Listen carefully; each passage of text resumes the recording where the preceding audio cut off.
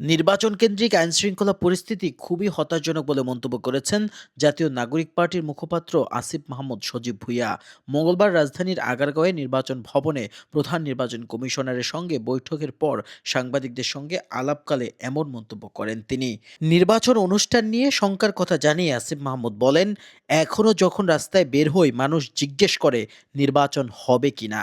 এটা সরকার ও ইসির ব্যর্থতা যে তারা মানুষকে সেই আত্মবিশ্বাস দিতে পারেনি।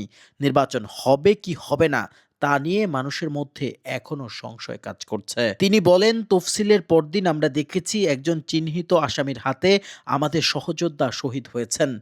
এর ফলেই এই নির্বাচন নিয়ে মানুষের মনে আরও বেশি শঙ্কা তৈরি হয়েছে। তিনি আরও বলেন, এখন পর্যন্ত আমরা নির্বাচন কেন্দ্রিক দৃশ্যমান আইনশৃঙ্খলা বাহিনীর উপস্থিতি লক্ষ্য করছি না। আগে যেরকম ছিল সেরকম দেখা যাচ্ছে। ইসিকে আমরা এই কনসার্ন জানিয়েছি যে মাঠ পর্যায়ে আরও বেশি উপস্থিতি এবং সক্রিয় কার্যক্রম চালাতে হবে।